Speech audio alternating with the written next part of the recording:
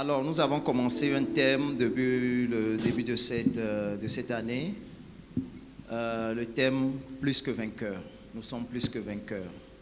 Qui se rappelle encore du verset de base? Plus que vainqueurs.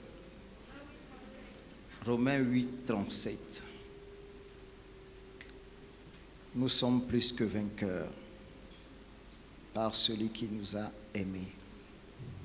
Alors, moi, j'interviens ce matin avec le thème mentaliste. Ceux qui ont suivi ça sur les réseaux sociaux, le thème mentaliste. Quand vous pensez à mentaliste, à quoi pensez-vous? Bon, vous pouvez tricher un peu parce qu'on a fait l'affiche, il y a des thèmes, il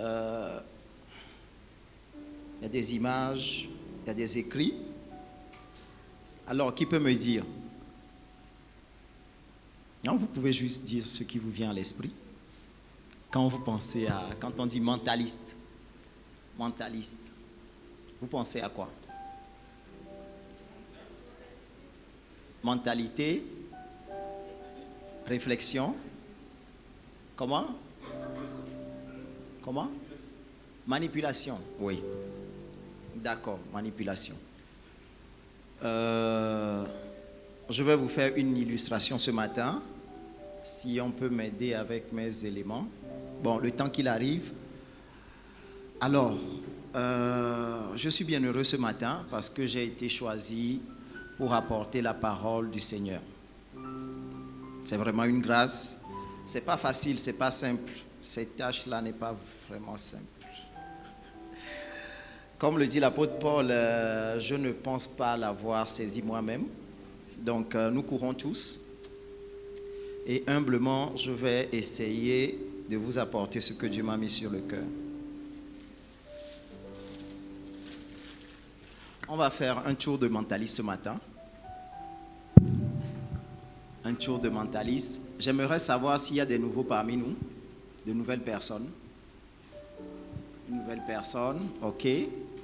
Tu es choisi d'office. Tu es choisi d'office ce matin pour prendre part à ce que nous allons faire. Et bon, ça c'est un homme. On va choisir une jeune dame qui est volontaire. Jeune dame qui est volontaire.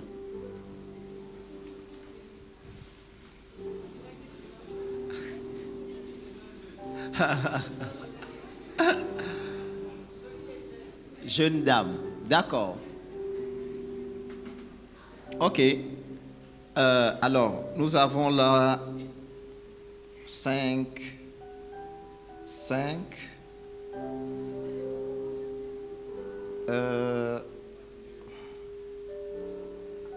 Tu en as mis combien?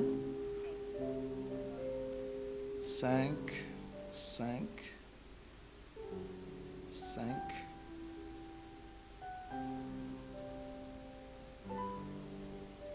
Bon, tu en as mis 21.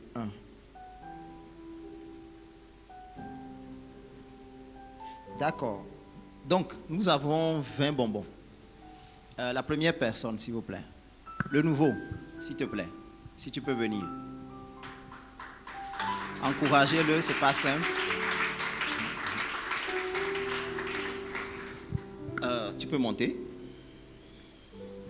Alors, moi, je vais fermer les yeux. Je vais te donner des instructions que tu vas suivre et on verra par la suite. Donc, vous allez regarder ce qu'il fait. Ne donnez pas le nombre, ne prononcez rien. Quand tu vas choisir, tu leur montres. Comme ça, ils seront au courant de combien de... Donc, moi, je ferme les yeux. Et le nouveau, ton nom, s'il te plaît. Darlin. Ok. Darlin. Le nouveau s'appelle Darlin. Alors, enchanté, Darlin. Alors, Darlin, tu vas choisir un peu des bonbons. Un peu, hein? Ne nous fais pas la honte, il ne faut pas tout prendre. Prends un peu. Mais tu montres le nombre que tu as pris aux gens qui sont dans la salle. C'est bon? C'est bon? D'accord. On avait 20 bonbons. Donc, je te prends l'exemple moi-même. Si on avait 20 bonbons, si tu as pris un bonbon, ça veut dire qu'il va rester 19. Donc, dans mon exemple de 1, tu vas faire 1 plus 9, ça fait 10. Et tu vas choisir encore 10 bonbons si tu avais pris 1. Donc, le nombre que tu as pris, tu soustrais de 20 et tu additionnes les deux sommes et tu prends.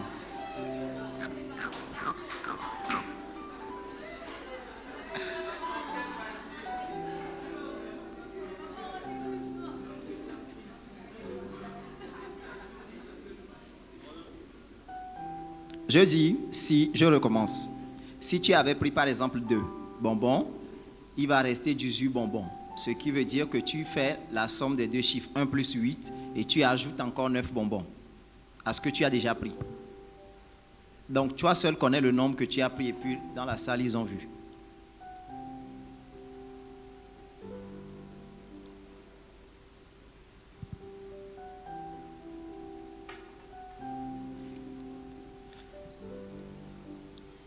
C'est bon? Il faut bien compter, hein? D'accord.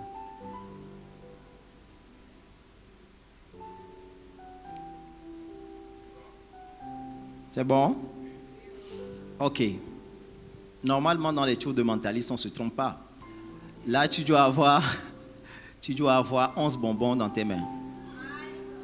C'est bon? Tu en as 11? Tu as 11 bonbons? Non, tu pars avec. C'est pour toi. Viens compléter.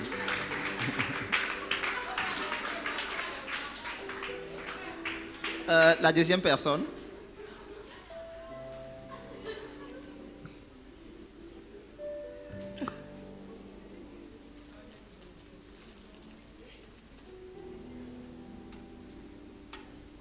Il manque un. Voilà.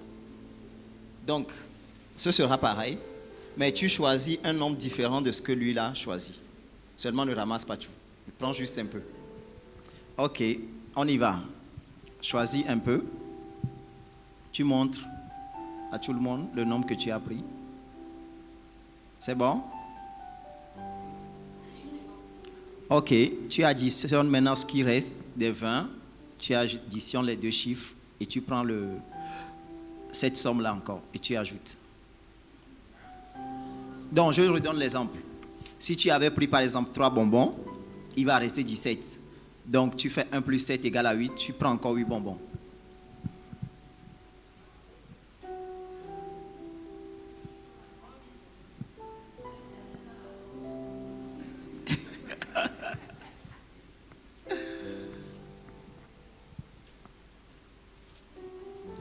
C'est bon? Elle a pris? D'accord. Normalement, toi aussi, tu dois avoir 11 bonbons dans les mains.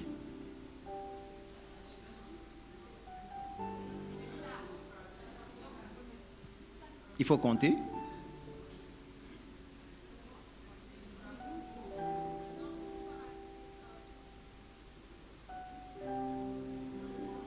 Si tu as suivi mes instructions, tu dois avoir normalement 11 bonbons dans les mains.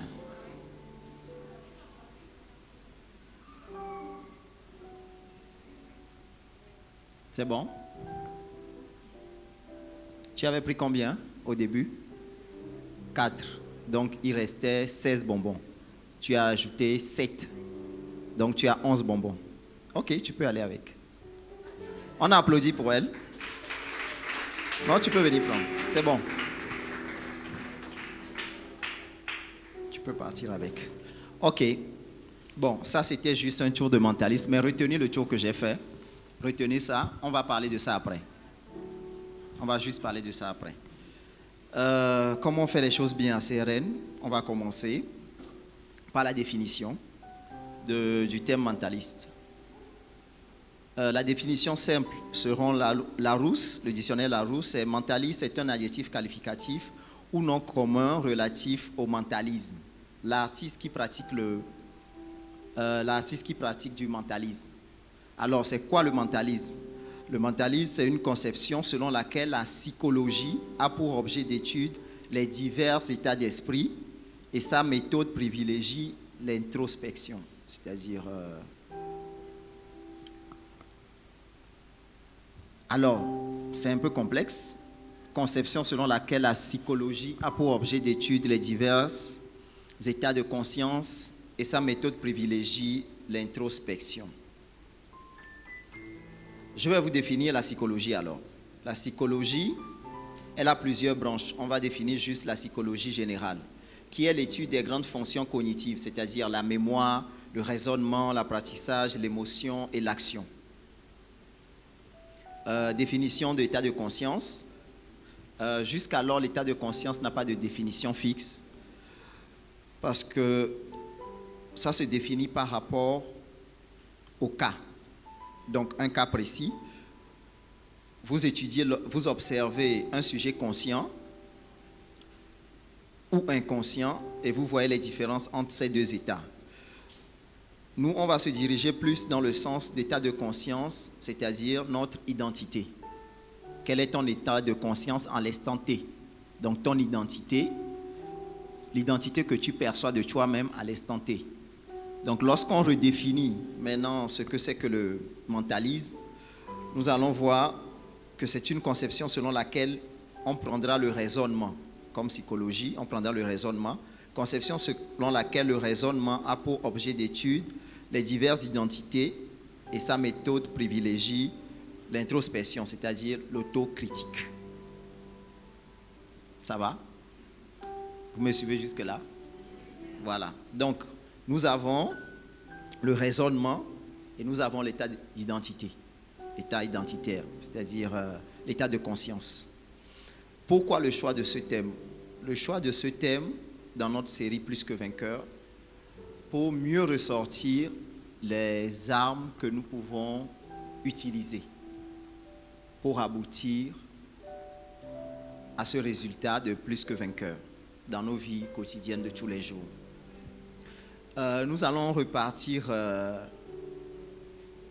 la parole de Dieu parce que nous ne sommes pas là pour enseigner la psychologie, mais nous sommes là pour enseigner la parole de Dieu. Donc, nous allons repartir à Genèse. Nous allons lire Genèse 3. Genèse 3, 1 à 6. Vous connaissez tous l'histoire. Le serpent était le plus rusé de tous les animaux des champs que l'Éternel Dieu avait fait. Il dit à la femme, Dieu a-t-il réellement dit, vous ne mangerez pas de tous les arbres du jardin? La femme répondit au serpent, nous mangeons du fruit des arbres du jardin. Mais quant au fruit de l'arbre qui est au milieu du jardin, Dieu a dit, vous n'en mangerez point et vous n'y toucheriez point, de peur que vous ne mouriez. Alors le serpent dit à la femme, vous ne mourrez point. Mais Dieu sait que le jour où vous en mangerez, vos yeux s'ouvriront et que vous serez comme des dieux, connaissant le bien et le mal. La femme vit que l'arbre était bon à manger et agréable à la vue, et qu'il était précieux pour ouvrir l'intelligence. Elle prit de son fruit et en mangea. Elle en donna aussi à son mari qui était auprès d'elle, et il en mangea. Les yeux de l'un et de l'autre s'ouvrirent. Ils connurent qu'ils étaient nus et ayant conçu des feuilles de figuier, ils s'en firent des ceintures. Bon. Vous connaissez toute l'histoire, donc on va aller à l'essentiel. L'essentiel ici pour moi, c'est de faire ressortir l'état psychologique, le raisonnement que nous avons en tant que chrétiens. Les questions que tu dois te poser, c'est quel est ton état psychologique, quel est ton raisonnement et quel est ton état de conscience. Donc, raisonnement et ton identité, ton raisonnement de tous les jours. Dans ce cas de figure, nous voyons Ève. Adam et Ève, Dieu avait demandé qu'ils ne mangent pas du seul arbre. Et le serpent est venu séduire Ève et Ève en a mangé. Mais le combat s'est produit au niveau de la psychologie, du raisonnement. Le diable étant le plus rusé, il est venu d'abord demander à savoir qu'est-ce qui a été dit. Qu'est-ce qui t'a été dit? Qu'est-ce que les hommes de Dieu t'ont dit dans ta vie quotidienne? Qu'est-ce que tu connais de la parole de Dieu? Qu'est-ce que Dieu t'a déjà enseigné? Depuis le début de cette série jusqu'à maintenant, qu'est-ce que tu as appris sous ce thème plus que vainqueur dans cette série, qu'est-ce que tu as appris? Donc quand le diable vient vers toi, ça se passe au niveau du mental, du raisonnement. Qu'est-ce que tu as appris? Donc la femme a répondu en disant que Dieu avait dit que nous en mourions si on mangeait de ce fruit-là. L'ennemi a répondu non, tu ne mourras pas. Mais au final, nous voyons qu'elle en a mangé et par cela, la mort est survenue. Je vous le montre rapidement dans Romains 5, versets 12 à 14. Romains 5, 12 à 14 nous dit « C'est pourquoi, comme par un seul homme le péché est entré dans le monde, et par le péché la mort, et qu'ainsi la mort s'est étendue sur tous les hommes, parce que tous ont péché. » Donc dans Romains, on le dit clairement, quand ils ont mangé de ce fruit, la mort est intervenue. Mais quand le diable est venu, le diable a dit « Vous ne mourrez point ». Donc il a menti. Sauf que Ève n'avait pas tous les contours de la parole de Dieu. Une instruction a été donnée, le diable est venu séduire et elle a fait autre chose. Effectivement, la mort est venue. Bien sûr, ses yeux se sont ouverts, comme le diable a dit. Vous connaîtrez le bien et le mal. Elle a connu le bien, elle a connu le mal, sauf qu'on lui a menti par rapport à la vie. La mort est survenue. Donc c'est ce qui se passe dans nos vies de tous les jours. Dans nos vies de tous les jours, nous connaissons certes la parole de Dieu. Nous la connaissons. Nous prions. Nous venons à l'église chaque jour. Mais dans nos choix, dans nos différents choix de tous les jours, dans notre manière de réfléchir, nous faisons de mauvais choix parce que nous n'avons pas assez de profondeur dans la parole de Dieu. Nous n'avons pas assez de profondeur. Lorsque vous avez la profondeur dans la parole de Dieu, c'est très difficile que l'ennemi vous manipule. C'est très difficile que l'ennemi vous manipule.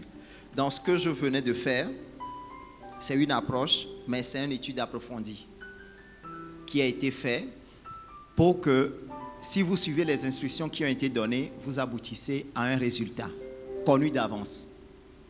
Donc, lorsque nous avons la parole de Dieu, nous devons la garder de telle manière que même si on a des coups de l'ennemi, on a d'autres pensées qui viennent, parce que ça arrive là, d'autres pensées qui viennent, on doit être en mesure de contrecarrer cela.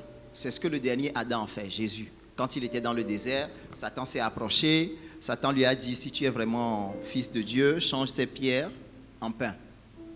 Jésus a répliqué, il a cité aussi la parole de Dieu, l'homme ne vivant pas de pain seulement, mais de toute parole qui vient de la part de Dieu. Donc, ce que nous devons faire, premièrement, c'est de renforcer notre psychologie. Et deuxièmement, de savoir qui nous sommes, la connaissance de notre identité. Et Jésus le savait. Il n'avait rien à prouver à Satan. Lorsque Satan l'a emmené sur la montagne, il a dit vraiment, si tu es le Fils de l'homme, machin, machin, machin.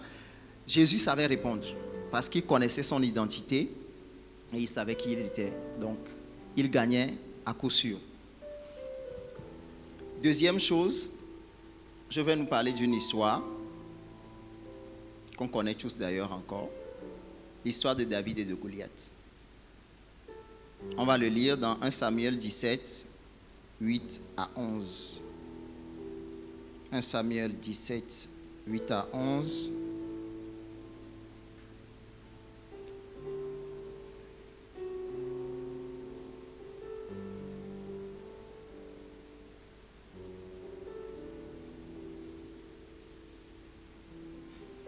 « 1 Samuel 17, 8 à 11. Je ne vais pas tout lire. À partir du verset 1, les Philistins réunirent leur armée pour faire la guerre et se rassemblèrent à Soko qui appartient à Juda. Ils campèrent entre Soko et Azekah, à Éphès, d'Amin. Nous connaissons tous l'histoire également. Au verset 8, le Philistin s'arrêta et s'adressant aux troupes d'Israël rangées en bataille, il leur cria « Pourquoi sortez-vous pour vous ranger en bataille? Ne suis-je pas le Philistin? Et n'êtes-vous pas des esclaves de Saül? Choisissez un homme qui descende contre moi. S'il peut me battre et qu'il me tue, nous vous serons assujettis. Mais si je l'emporte sur lui et que je le tue, vous nous serez assujettis et vous nous servirez. Le Philistin dit encore, je jette en ce jour un défi à l'armée d'Israël. Donnez-moi un homme et nous nous battrons ensemble. Saül et tout Israël entendirent ces paroles du Philistin et ils furent effrayés et saisis d'une grande crainte. Au verset 26, David dit aux hommes qui se trouvaient près de lui, « Que fera-t-on à celui qui tuera ce Philistin et qui ôtera le propre de dessus d'Israël? Qui est donc ce Philistin, cet incirconcis, pour insulter l'armée du Dieu vivant? » Le peuple répétant les mêmes choses lui dit, « C'est ainsi que l'on fera à celui qui le tuera. » David, par la suite, au verset 37, David dit encore, « L'Éternel qui m'a délivré de la griffe du lion, de la part de l'ours, me délivrera aussi de la main de ce Philistin. » Et Saül dit à David, « Va et que l'Éternel soit avec toi. » Ce qui m'intéresse, c'est le verset 45, lorsque David était devant le Philistin. David dit au Philistin, « Tu marches contre moi avec l'épée, la lance et le javelot, et moi je marche contre toi au nom de l'Éternel des armées, du Dieu de l'armée d'Israël, que tu as insulté. Aujourd'hui l'Éternel te livrera entre mes mains, je t'abattrai, je te couperai la tête. Aujourd'hui je donnerai les cadavres du camp des Philistins aux oiseaux du ciel et aux animaux de la terre. Et toute la terre saura qu'Israël a un Dieu. Et toute cette multitude saura que ce n'est ni par l'épée, ni par la lance que l'Éternel sauve, car la victoire appartient à l'Éternel et il vous livre entre nos mains. »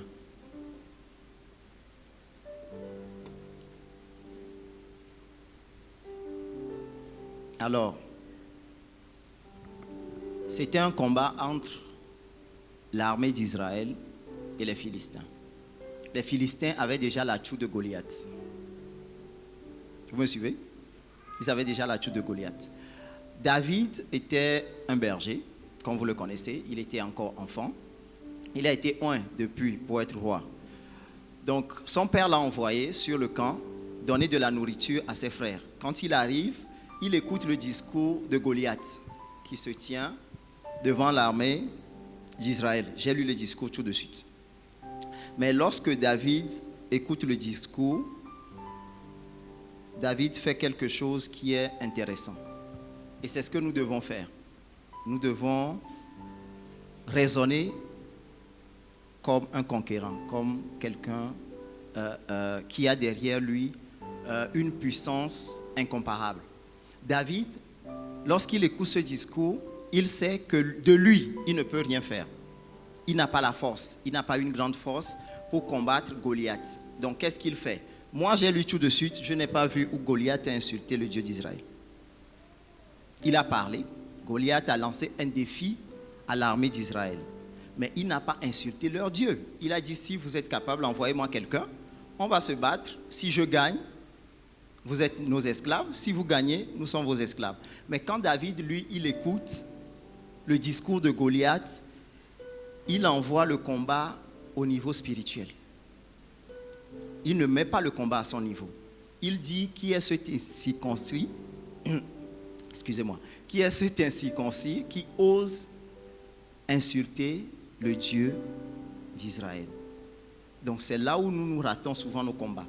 Lorsqu'on a des combats, nous le prenons personnellement. On se dit, on va se battre nous-mêmes. Des fois, comme nous-mêmes, nous sommes la cause de nos défis, on se dit, bon, à ce niveau, on va réfléchir, on va voir comment on peut le faire. Mais David sait qu'il a un Dieu, il a un Dieu puissant. Donc David s'est dit, si quelqu'un s'attaque à moi, c'est qu'il s'attaque à mon Dieu.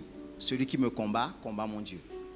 Donc automatiquement, lorsque normalement nous avons des défis, nous ne devons pas affronter ces défis avec nos simples connaissances, notre force. Parce que David le dit plus loin, il dit, il a vaincu l'ours, il a vaincu le loup.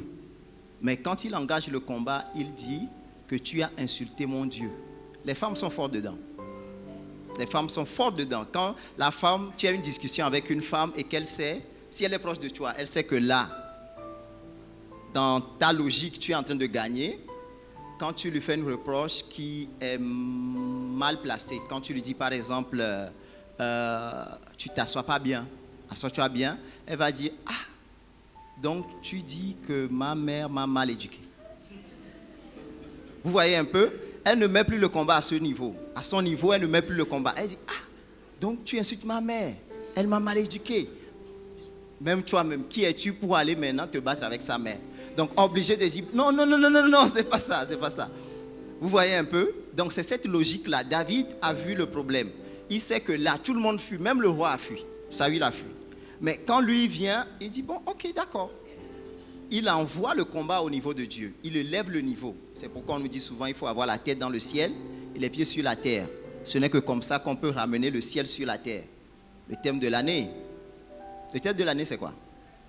Sur la terre comme au ciel. Donc, lorsque nous engageons Dieu dans le combat, nous nous retirons. C'est à Dieu maintenant de faire ce combat-là. C'est comme quand tu es malade. Quand tu es malade, tu ressens les symptômes dans ton corps, tu te sens faible. Mais ce que le diable utilise contre nous, c'est parce qu'il vient, et ça c'est encore le raisonnement. Il te dit là, tu es malade. Ton corps, tu ne te sens pas bien dans ton corps.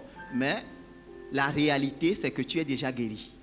Le diable vient voler ta guérison. Donc, quand tu commences à raisonner, là, je me sens faible, je me sens malade, mais je suis déjà guéri en fait. Le diable est en train de m'attaquer, il veut voler ma guérison.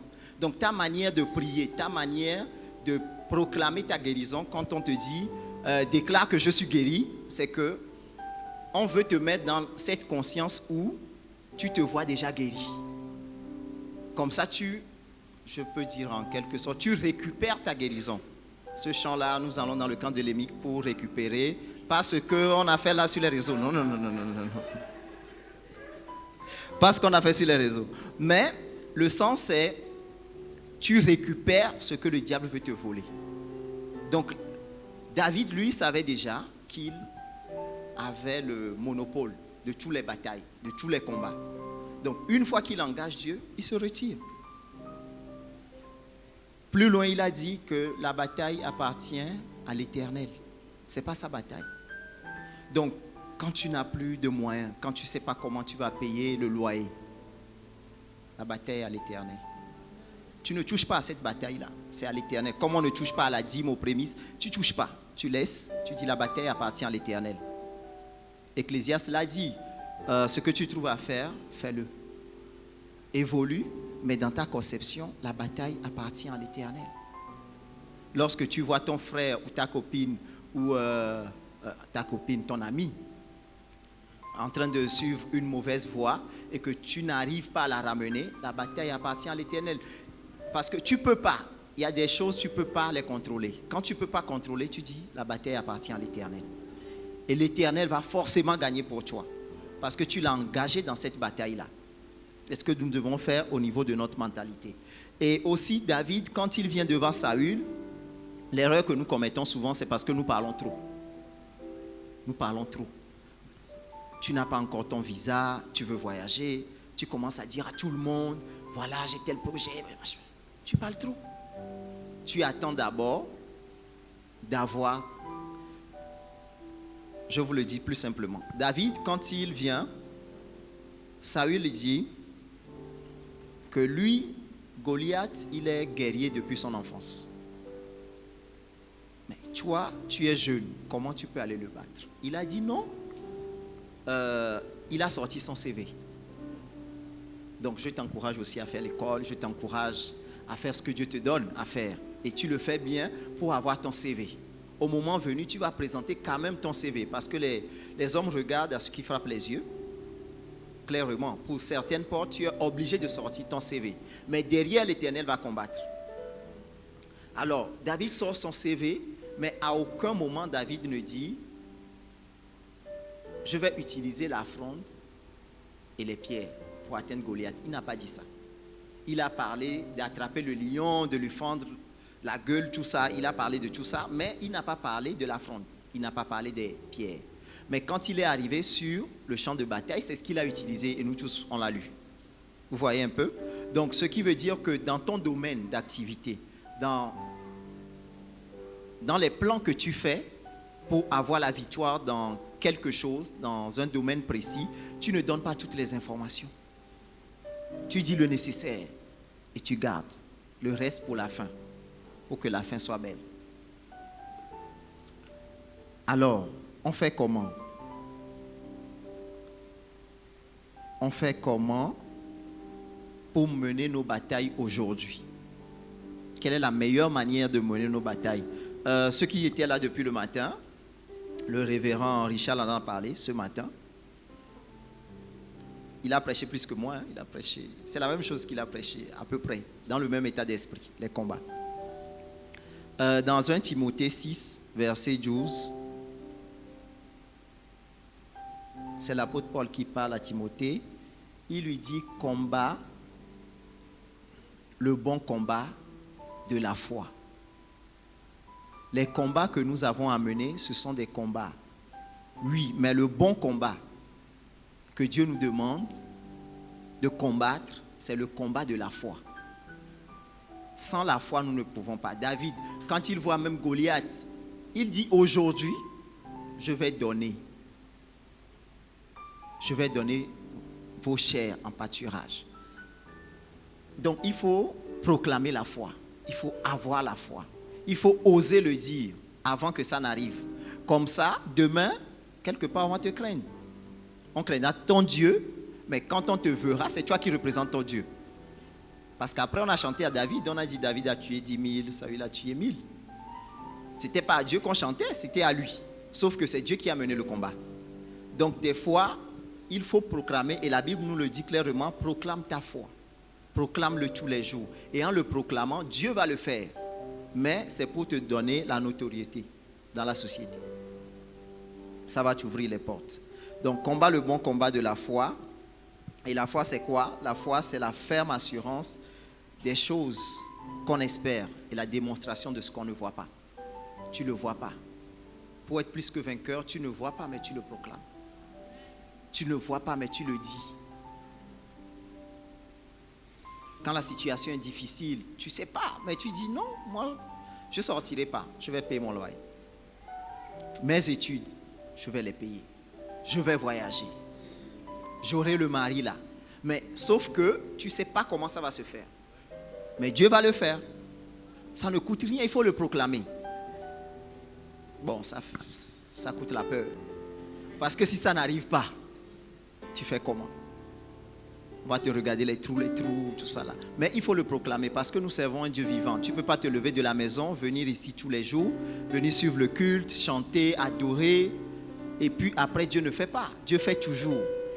Dieu fait toujours. Même quand nous sommes infidèles, lui, il demeure fidèle. Oui. Et il y a aussi quelque chose qui nous combat au niveau de la foi. C'est parce que nous voyons plus à nos défauts. Ça, c'est clair. Quand on commence à prier, quand tu rentres en présence de Dieu, même pour prier pour ce que tu veux, dans notre mentalité, il y a un combat qui s'élève. Tu commences à voir tes péchés, tu commences à voir tes défauts. Alors bon, moi particulièrement, qu'est-ce que j'ai fait de ce que la Bible me dit dans la parole de Dieu? Lorsque je commence à voir mes défauts, lorsque je commence à me rappeler de mes péchés, au lieu de regarder à mes faiblesses, je vois l'amour de Dieu. Je ne sais pas si on se suit. Parce que Dieu est tellement bon. Donc, lorsque je vois ça dans ma mentalité, je vois tel péché, je vois telle faiblesse, je dis, Seigneur, tu es tellement bon pour moi. Ça veut dire que malgré tout ça, tu vas quand même le faire. Et lorsque le diable vient me rappeler ça, pour moi, c'est pour me montrer la grandeur de Dieu. Dire que, regarde comment tu es faible. Et je dis, Seigneur, regarde vraiment comment je suis faible, mais tu vas le faire. Tu l'as toujours fait. Donc lorsque ça monte dans votre mentalité, vos défauts, dites à Dieu, merci pour ta bonté, merci pour ton amour. C'est ce qu'il faut faire pour avoir la bonne mentalité, le bon raisonnement. Et nous sommes fils de Dieu. La Bible dit que si méchants que nous sommes, nous savons donner de bonnes choses à nos enfants, à plus forte raison Dieu. À plus forte raison Dieu. Comment ne nous donnera-t-il pas de bonnes choses? Il y a des gens qui se disent souvent qu'il y a des choses qui sont de la volonté de Dieu. Tu es malade, tu te dis, ah, peut-être que Dieu veut que je sois malade. Ton frère ou ta mère est malade, tu pries pour elle, tu pries pour ton père ou ton enfant, tu pries pour lui. Et tu te dis, au final, peut-être que Dieu veut qu'il soit malade. Mais au même instant, tu te dis peut-être que Dieu veut qu'il soit malade, mais c'est toi qui l'amènes encore à l'hôpital. Donc, c'est quoi le combat que tu fais? Tu te bats pour sa guérison parce que tu te dis que toi, tu es bien, tu ne veux pas le voir souffrir, mais au même instant, tu te dis, Dieu qui se dit plus bon que nous, veut qu'il soit malade. Ça n'a pas de sens. Si toi, tu te bats, c'est toi qui causes le problème, mais tu te bats pour sortir de là, meilleur. Et tu te dis, non, peut-être Dieu veut me punir. Non, Dieu est mieux que toi. Donc, à aucun moment, Dieu ne va vouloir te faire du mal. Dieu va toujours vouloir te faire du bien. Si tu as ça en mentalité, c'est que tu seras plus que vainqueur dans tous tes combats, que ce soit au niveau mental ou que ce soit au niveau de ton identité, sachant que tu es fils de Dieu. Alors, je vais revenir à mon illustration de tout à l'heure. L'illustration que j'ai prise tout à l'heure, c'est juste pour nous dire que quel que soit ce que Dieu nous demande de faire, nous avons droit à l'erreur. Parce qu'aujourd'hui, nous les jeunes, nous sommes plus pointés du doigt. Oh, tu fais mal. Oh, tu fais ceci. Donc, nous rentrons, nous sommes sous la grâce, mais nous repartons à la loi. Nous nous disons, si je mène ceci bien, on compte maintenant sur nos propres forces. Bon, si je le fais bien, si je ne... Tu es accro à l'alcool. Si je ne touche pas l'alcool pendant 1 mois, Dieu le fera pour moi. Ça n'a pas de sens. Oui, tu te bats pour toi-même parce que l'alcool te détruit. C'est un combat que tu engages. Sauf que ne reviens pas à la loi. Ne compte pas sur ta performance. Ne challenge pas cela avec Dieu. Dieu, il faut compter sur sa grâce. Même quand tu as tes imperfections, tu arriveras au même résultat si tu gardes la foi en suivant ses instructions. Quand j'ai dit de choisir un nombre, elle a choisi 3, peut-être l'autre a choisi 5, mais nous sommes arrivés au même résultat, 11. Donc, nous tous, on n'a pas le même chemin, on n'a pas le même couloir, mais nous sommes tous appelés à la grandeur. Nous serons toujours la tête et non la queue. Donc, dans quel que soit ton domaine d'activité, quand tu vois l'autre en train de monter, ne te dis pas, oh, donc il faut que je prenne le même chemin. Non, tu n'as pas besoin. Tu n'as pas besoin. Là, c'est les hommes. Ce que j'ai fait, c'est les hommes. Ce n'est pas des calculs. Ce n'est pas des calculs, on arrive au même résultat. Mais Dieu qui est si grand. Donc, quel que soit le chemin que tu vas prendre, si tu es appelé à la grandeur, tu vas arriver. Mais sur les instructions qu'on te donne. Quand tu viens à l'église, on te donne les instructions, tu suis les instructions. Malgré la marge d'erreur, suivant les instructions, tu arriveras au résultat.